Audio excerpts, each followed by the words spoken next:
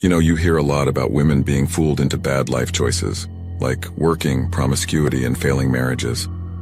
I wonder at what point women have to consider to stop being fools. Women who want equality need to be aware of what they are asking for. To get the equality of men, they must be treated like men. To be treated like men, they must work alongside men in hard jobs, not office jobs. I think women suffered from the delusion that men weren't doing anything strenuous and they were given money just for showing up. They fought for the right to be given money just for showing up. Now they are stunned to find out that men were actually working during all that time they weren't at home. I don't feel so for a single one of them that said they were tricked into feminism. They knew full well what they were doing, and they only wanted to have their way the same way a toddler whines and throws a temper tantrum when they don't get their way.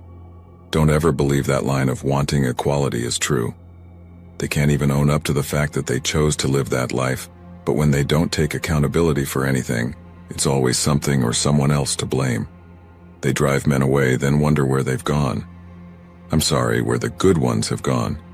Because men are just supposed to overcome everything to the point that the women don't know why they are interested. There's just something about them. Willingly wanting to dissociate, is it any wonder people ask what women want? They don't know. Okay, but let's play. Let's say he sticks around. Well, now he's a creep that makes you feel unsafe. And why destroy a man's love to love those who hate? Well played, you've played yourself, ladies. Lie in the beds you've made. Quit throwing a lifeline to people who refuse to be responsible and accountable. As long as stupid people are propped up and bailed out for their poor choices, they will not learn and stop the bad behavior. No, they will be emboldened to do more of the same and expect fat checks as a reward. Women are labeling men who go their own way as women haters and condemning us when in reality, all we're concerned about is the preservation of our identities and peace. We're essentially calling women's bluff by going their own way. Women will never be in favor of us making our own decisions because they depend on us for survival. If they don't, society collapses and they lose everything. However, if they did, we would see them for what they are actually, that is, toddlers acting like grown-ups. You are not automatically a man just because you put on a pair of pants, sweetheart. The only possible explanation for women liking other women and living together and working is that women are allowed to enter the workforce and generate enough wealth to support themselves.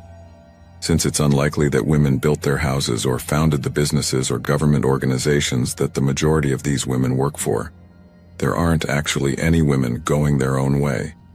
Women can only attempt to forge their own paths once all of the labor has been completed for them and all of the resources are in their possession. They don't like MGTOW since the labor and resources are still controlled by men, which is understandable. They criticize men for going their own way because it prohibits them from having control over the resources. Again, women are hesitant to speak it out loud since doing so would reveal their inability and demonstrate that they actually depend on men far more than they realize. Women like other women would vanish overnight if women weren't permitted to work in the workforce as they were in the 20th century because they would all be looking for husbands to support them. Instead of their intimacy, they would be more concerned with how much money they were spending on their lifestyle. They wouldn't be thinking about being physical at all. Only in the middle to late 20th century did women have access to a lifestyle where women could be romantically involved with other women in public. I believe that as more and more men go their separate ways, accumulating their own riches and living their own lives, women will become more and more destitute or reliant on credit and the government to survive. Because it's a societal norm, women frequently say one thing while really meaning another. They can't seem to approach anything in life directly. Thus, it's likely part of their biology as well. They aren't as literal as men are, but they are always attempting to enter our thoughts through our back doors. Because we have a variety of goals to pursue in the actual world, men cannot afford to be overly literal. Women, on the other hand, can't afford to be upfront because if something goes wrong, we know what they're up to, where they stand on any particular topic, or their genuine motives are obvious.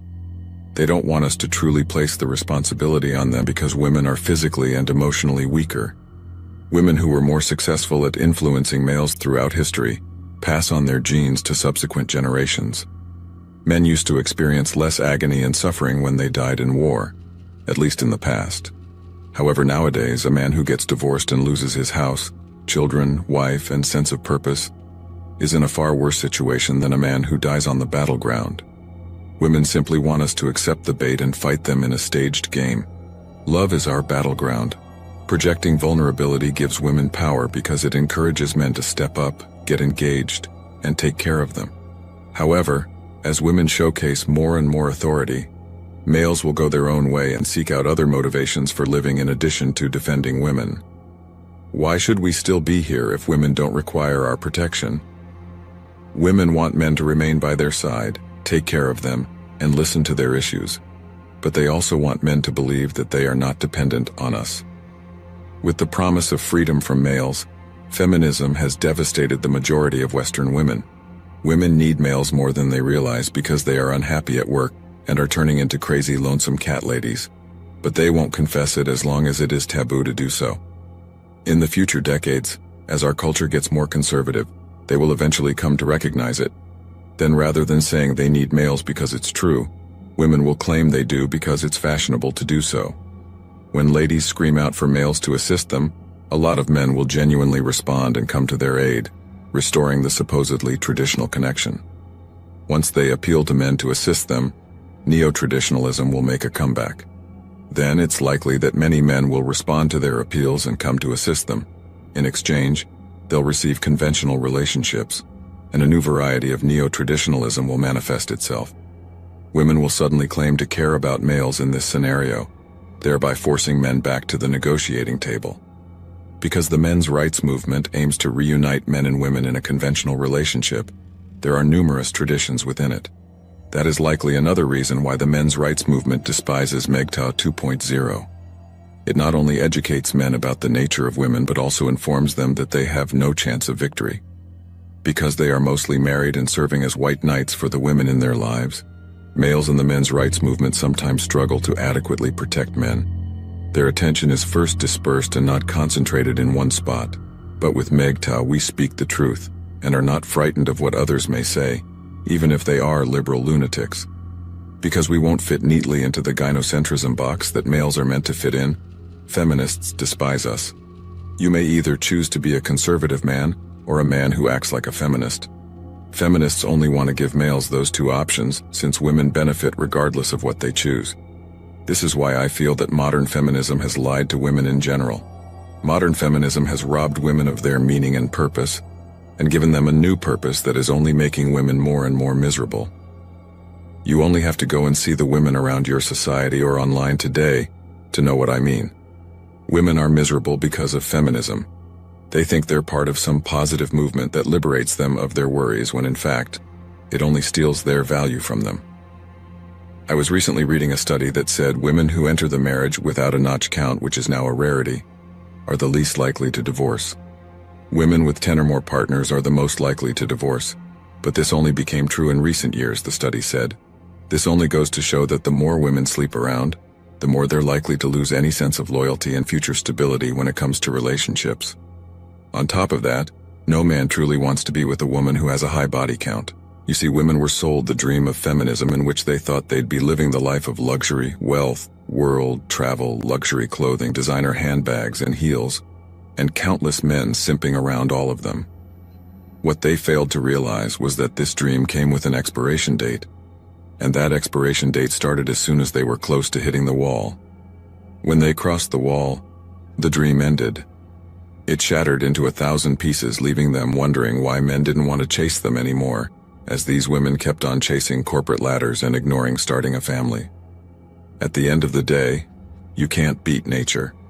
Nature has its roles for men and for women. The sooner women realize that, the better their lives will be. Women are now realizing the dream of feminism wasn't really a dream, it was a fantasy. Thanks for watching The Circle of Kings. As always, we're looking forward to your support. So please hit the like button, share this video with your friends, and subscribe to the channel to stay updated with everything all kings like yourself need to know.